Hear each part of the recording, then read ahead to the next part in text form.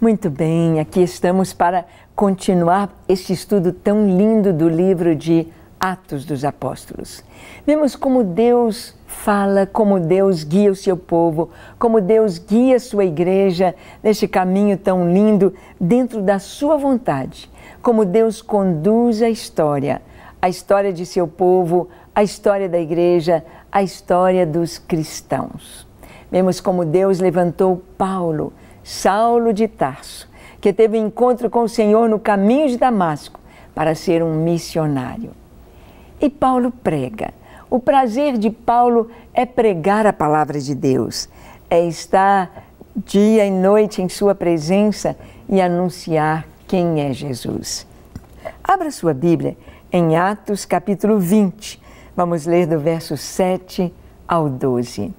Diz assim a palavra: No primeiro dia da semana, estando nós reunidos com o fim de partir o pão, Paulo, que devia seguir viagem no dia imediato, exortava-os e prolongou o discurso até a meia-noite.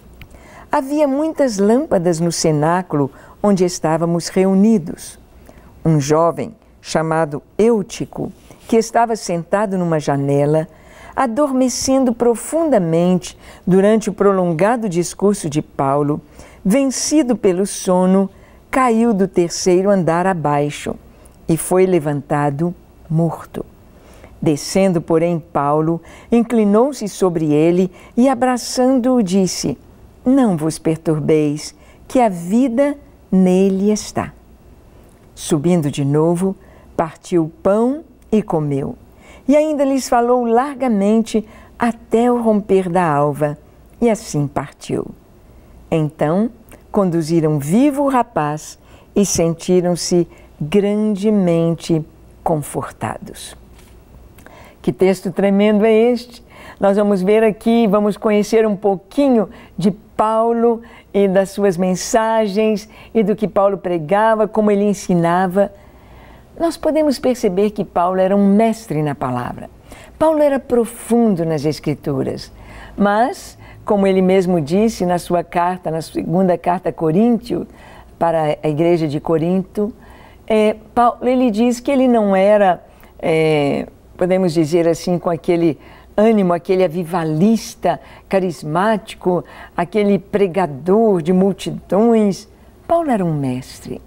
E quem sabe, a sua mensagem, ele mesmo disse que os coríntios iriam dizer que a presença dele era desprezível, que a mensagem dele era muito fraca. E vemos a profundidade de Paulo nas Escrituras. Olha, aqui diz que no primeiro dia da semana, Paulo ali está em Troade, uma grande cidade, no primeiro dia da semana, no domingo. Muitos perguntam por que os cristãos se reúnem no domingo e não no sábado, como os judeus. Pois se nos 10 mandamentos está escrito lá que era para santificar o dia do sábado. Nós vamos ver aqui a igreja cristã, desde o início, se reúne no primeiro dia da semana, que é o domingo. Por que no primeiro dia? O primeiro dia foi o dia que o Senhor Jesus ressuscitou. E Jesus apareceu, e Jesus, ele se reuniu, e Jesus, neste dia, um dia que era o dia imediato ao sábado, era o dia quando acontecia a festa das primícias.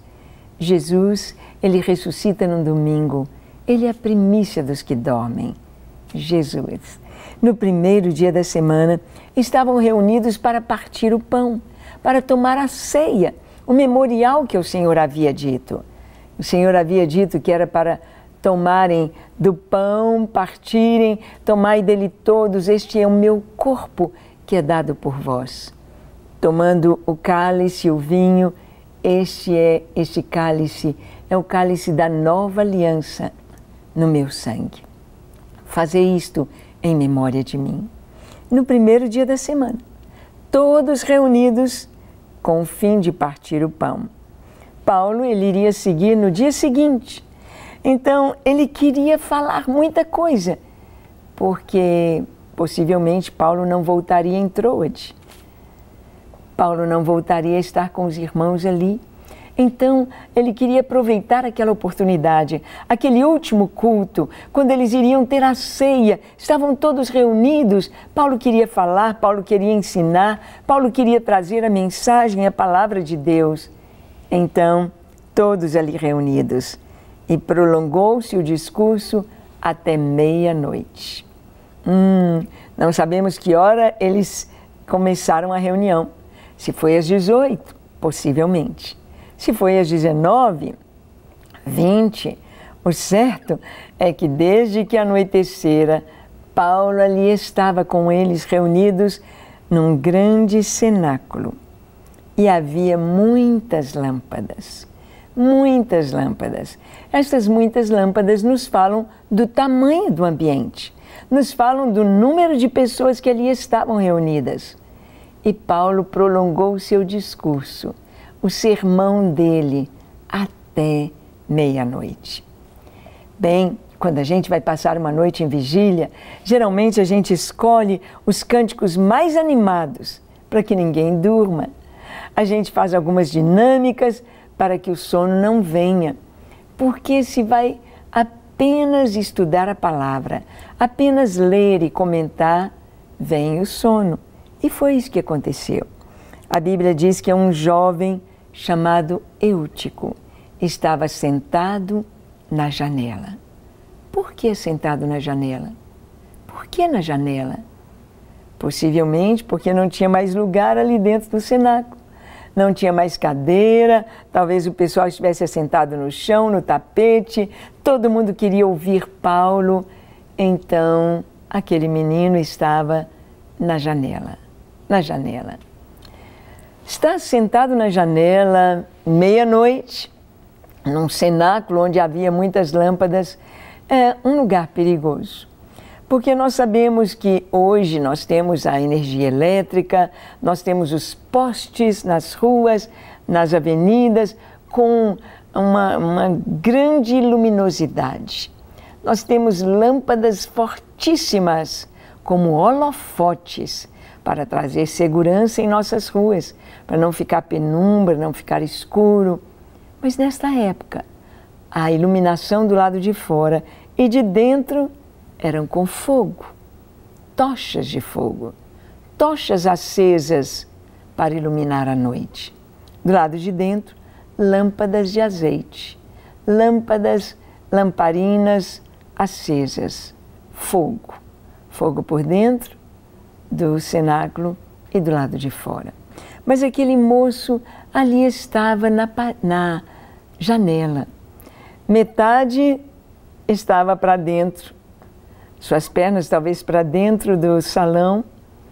Sua metade estava ouvindo o que Paulo dizia, mas a outra metade, em outras palavras, ouvindo o que estava lá fora. Quem sabe os cachorros latindo, quem sabe bêbados passando ali pelas ruas, quem sabe carroças, cavalos, soldados passando pelas ruas, e a atenção dele se dividia com o que passava de dentro e o que passava de fora. Um lugar perigoso para se estar. Há muitos cristãos que estão assim como Eutico, estão em cima do muro, estão na janela, estão numa posição perigosa, metade escutando a palavra, metade vendo o mundo lá fora, vendo as trevas, a escuridão. Quantos estão assim? Não estão firmados. Aquele moço tinha de estar do lado de dentro, ele tinha de estar escutando a palavra, ele tinha de estar desfrutando do que Deus queria falar com ele, mas ele estava ali na janela. E o que aconteceu? Paulo demorou na sua mensagem e aquele menino dormiu. Dormiu ali na janela. A mensagem de Paulo não estava tão interessante. A monotonia da sua voz, o que Paulo estava falando, ele não estava prestando muita atenção. Então veio o sono e dormiu. E em um lugar perigoso, ele caiu dali. Eutico caiu, claro, para o lado de fora. Se ele caísse para o lado de dentro, estaria salvo. Se a pessoa cai para o lado de dentro da igreja, estaria salva. todos vão acudir, todos vão cuidar. É uma queda pequena, mas cair para o lado de fora. Ele estava no 3º andar. 3º andar é no mínimo 10 metros de altura. 3º andar. E ao cair, diz aqui a palavra, ele foi levantado morto. Bateu a cabeça, morto. Paulo chega, todos descem, eu imagino assim, o tumulto, aquela multidão, os irmãos orando, o que é isso, o que aconteceu, vamos ver, quem é? É o Eutico, filho de quem? Da irmã fulana, onde ele estava? Na janela, ele dormiu, sim, ele dormiu e caiu. Talvez as pernas para o lado de fora, os 2 pés e perde o equilíbrio, dormiu. E então o levantam morto. Paulo chega. Inclinou-se sobre ele e o abraçou. Que coisa linda! O que Paulo fez é o que Jesus faz por nós. Ele desceu até onde o moço morto estava. Você precisa buscar seus parentes, seus filhos, seus pais, seus vizinhos, indo até onde eles estão, mortos. Paulo desceu, inclinou-se e o abraçou, o protegeu, o tomou em seus braços, o abraçou. Abraçou aquele corpo morto. Ah, é tão pesado, o morto fica tão pesado. Paulo o abraçou e disse, não preocupem, a vida está nele. Aquele abraço de Paulo, aquele toque de Paulo trouxe a vida.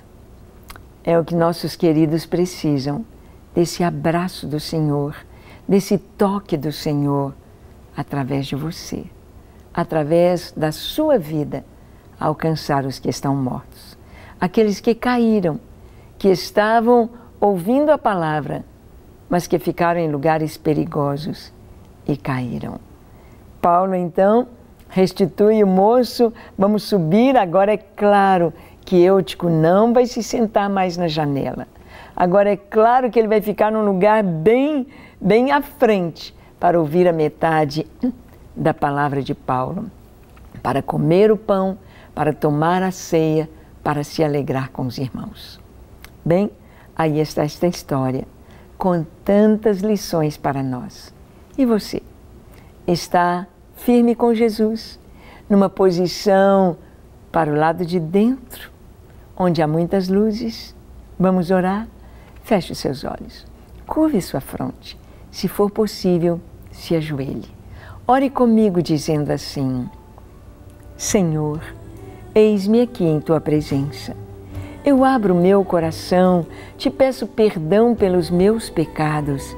Perdoa-me, Senhor, perdoa-me. Lava-me completamente, purifica-me de todo pecado, dá-me um coração puro, limpo na Tua presença, dá-me Teu Espírito Santo para ouvir a Tua voz e obedecer a Tua palavra. Eu me entrego a Ti para ser Teu, para obedecer-Te e amar-Te, hoje e para sempre. Amém, amém e amém. Para receber todas as novidades do canal, inscreva-se e se curtir o vídeo, clique em gostei. Aproveite para acompanhar a Rede Super nas redes sociais.